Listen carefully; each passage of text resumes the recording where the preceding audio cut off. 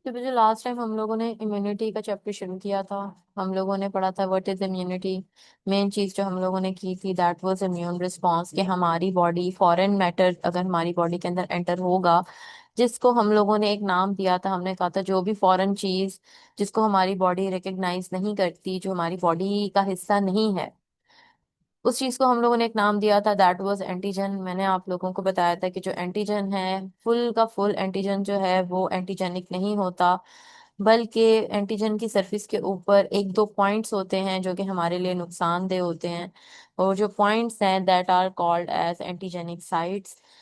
ये मैं आप लोगों को इम्यून रिस्पॉन्स से हमने ये चीज की थी कि कोई भी फॉरेन चीज हमारी बॉडी में एंटर हो रही है, that is called an antigen, जिसको हमारी बॉडी रिकग्नाइज नहीं करती एज इट्स ओन, उसको अपना हिस्सा नहीं शुमार करती, अपना हिस्सा नहीं समझती।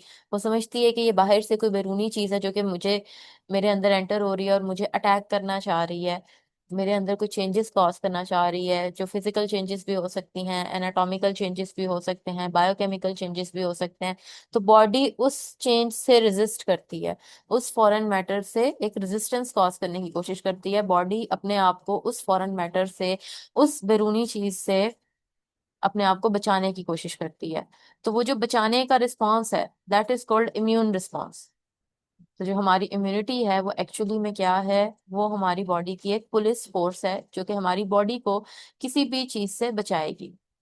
फिर हमारे पास एक चीज आती है कि कैसे होगा, नॉर्मली कैसे होता है, कोई भी अगर फॉरेन मैटर एंटर होगा तो वो जो है किसी भी सेल के अंदर, हमारी बॉडी के सेल के अंदर एंटर होगा, तो हमारे टी सेल्स जो हैं, जो कि हमारे व्हाइट ब्लड सेल्स लिम्फोसाइट्स का पार्ट होते हैं, वो एक्टिवेट हो जाएंगे। टी सेल पहले सबसे पहले उस एंटीजन को डायरेक्टली किल करने की कोशिश करते हैं।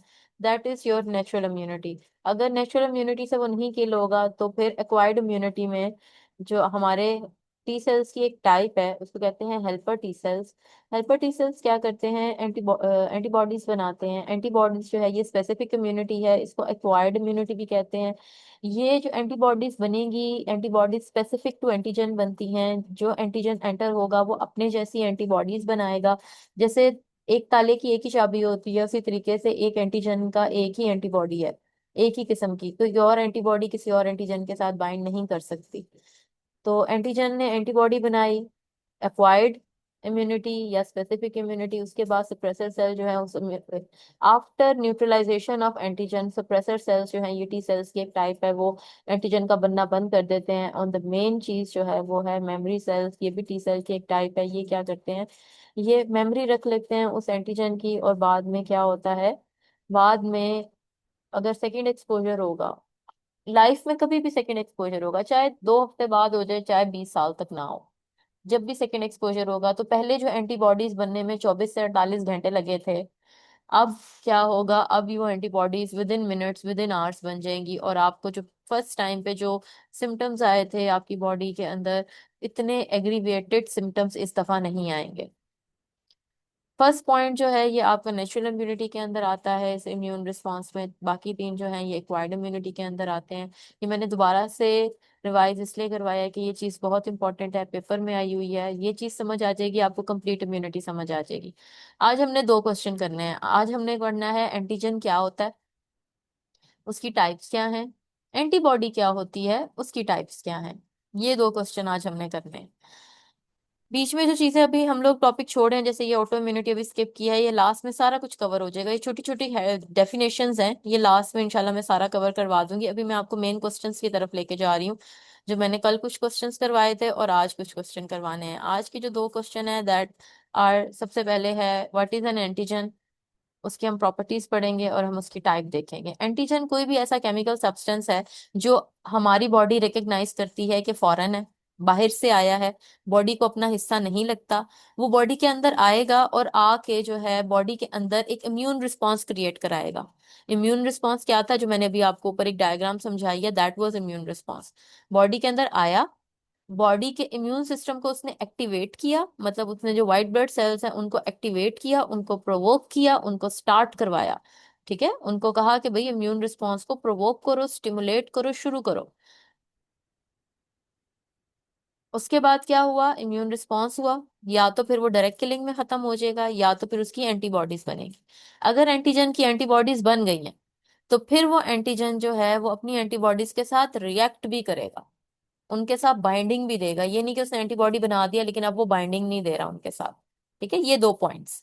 सबसे पहले उसने बॉडी के अंदर एंटर होना है, बॉडी उसको रिकग्नाइज करेगी, बॉडी उसको रिकग्नाइज करेगी एज अ फॉरेन मैटर कि ये मेरी अपनी बॉडी का हिस्सा नहीं है, उसको एज अ थ्रेट फील करेगी। और उसके बाद क्या होगा, हमारा इम्यून रिस्पॉन्स, इम्यूनोजेनेसिटी आएगी। तो एंटीजन ने क्या की, सबसे पहले क्या उसने कॉज किया, उसने एक इम्यून रिस्पॉन्स कॉज किया बॉडी के अंदर। इम्यून रिस्पॉन्स हम कर चुके हुए हैं, इम्यून रिस्पॉन्स के जवाब में हमारी बॉडी ने क्या बना दी, एंटीबॉडीज बना दी, या उसको डायरेक्ट किल करने की कोशिश की। अगर एंटीबॉडीज बन गई हैं तो फिर वो एंटीजन एंटीबॉडी के साथ बाइंड करके अपने आप को न्यूट्रलाइज भी करेगा। तो ये दो प्रॉपर्टीज जो हैं, इम्यूनोजेनेसिटी मतलब इम्यून रिस्पॉन्स का बनना, and then reactivity, immune response बनने के बाद जो प्रोडक्ट बने हैं, प्रोडक्ट क्या बने हैं, एंटीबॉडीज। एंटीबॉडीज जो इम्यून रिस्पॉन्स का प्रोडक्ट है उसके साथ उसने रिएक्ट भी करना है। और रिएक्शन का लास्ट पॉइंट क्या है, रिएक्शन का लास्ट पॉइंट है एंटीजन एंटीबॉडी के साथ रिएक्ट करके अपने आप को न्यूट्रलाइज कर देता है। एंटीजन खत्म हो गया, उसकी जो टॉक्सिसिटी है, जो उसकी नुकसान पहुंचाने की सलाहियत है, वो खत्म हो जाती है। तो एंटीजन की definition, chemical substances capable of mobilising, mobilising का मतलब है स्टार्ट करवाना, मुतहरिक करना, हरकत में लाना। क्या मोबिलाइज करेगा, the immune system, immune system को हरकत में लाएगा। हम नॉर्मल इस टाइम पे सेहतमंद है, हमारा इम्यून सिस्टम वर्किंग में नहीं है, मौजूद है हमारी बॉडी में, लेकिन वो पॉज होके मतलब रुका हुआ है। जैसे ही कोई जरासीम या फिर कोई चीज हमारी बॉडी में एंटर होगी, हमारा इम्यून सिस्टम प्रोवोक होगा, हमारा इम्यून सिस्टम स्टार्ट लेगा and provoke the immune response. What is immune response, वो जो 4 स्टेप्स थे, those were immune response are called antigens. Antigens have two properties, number one is immunogenicity and number two is reactivity. What is immunogenicity, कि antigen body के अंदर enter हो और immune response या immune system को stimulate करे, immune system को activate करे, इम्यून सिस्टम को स्टिमुलेट करे, या इम्यून रिस्पॉन्स कॉज करे। इम्यून रिस्पॉन्स अगर उसने ना करवाया, अगर उसने वो 4 स्टेप्स ना करवाए, तो वो तो एंटीजन ही नहीं है।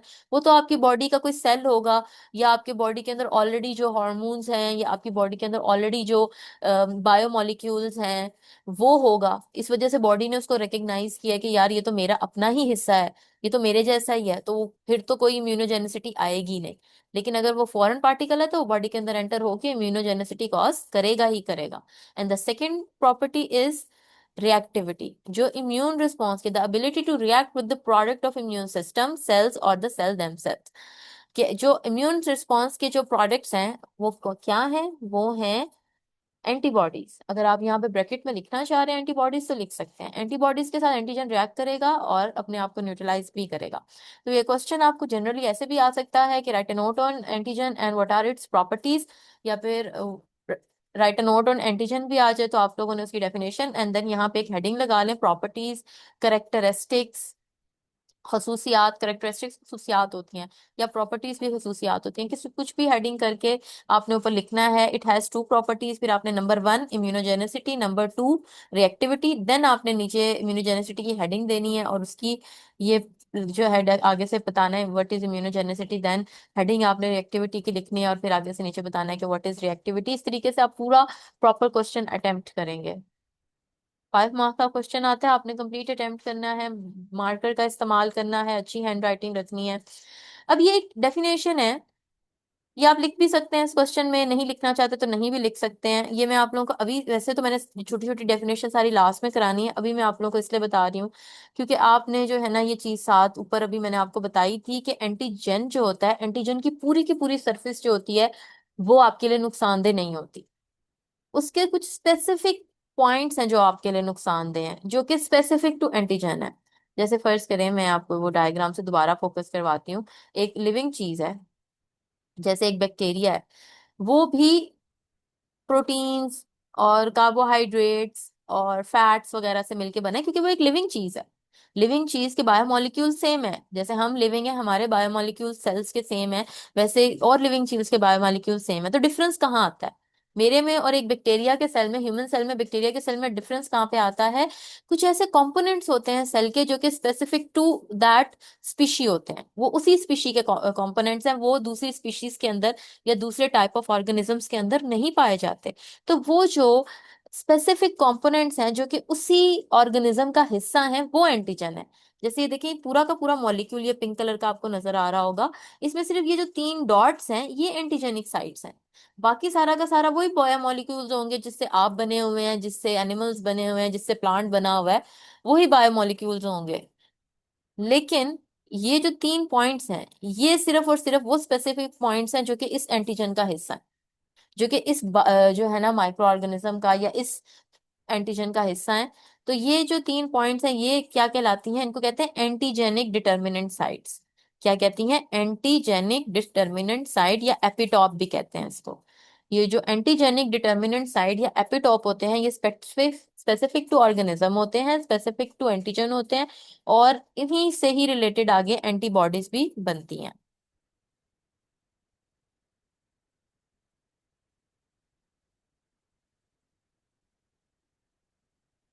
ये अगर आप एंटीजन वाले क्वेश्चन में लिखना चाहते हैं, इट इज द एरिया और activity on the molecule called the antigen determinant और एपिटॉप। एरिया ऑफ एक्टिविटी को अंडरलाइन कर लें, मतलब वो जो स्पेसिफिक साइट है जिसने आपकी रिएक्टिविटी कॉज करवानी है, या वो स्पेसिफिक साइट जिसने इम्यूनोजेनिसिटी कॉज करवानी है, ये वो पॉइंट होता है।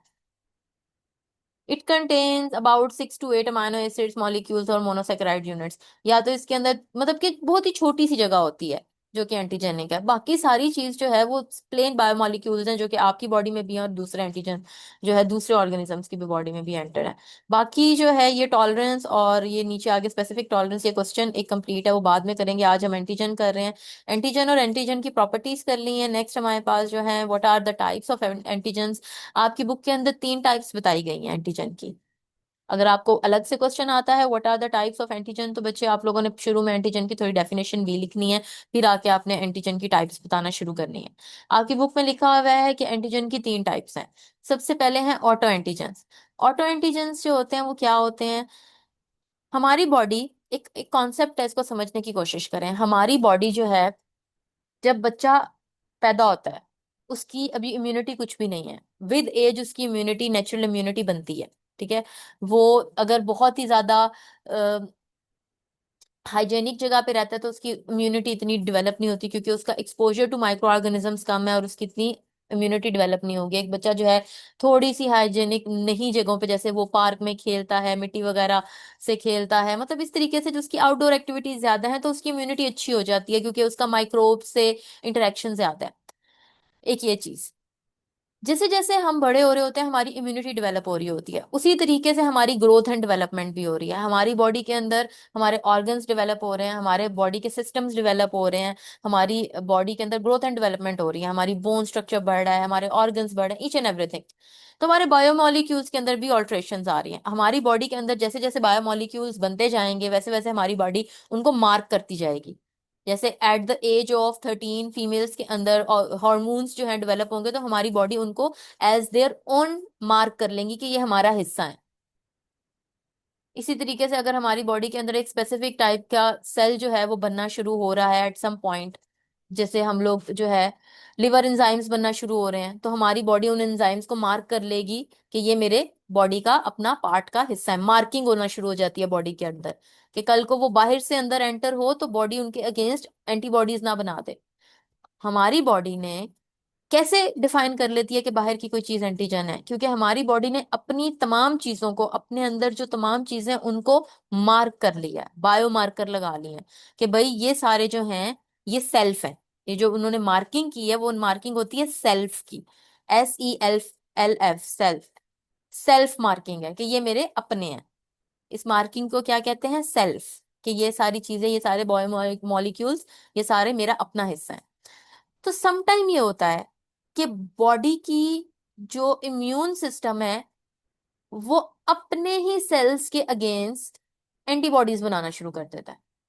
मतलब कि जो उसकी सेल्फ था, सेल्फ सेल्स जो थे, सेल्फ टॉलरेंस, इसको कहते हैं सेल्फ टॉलरेंस।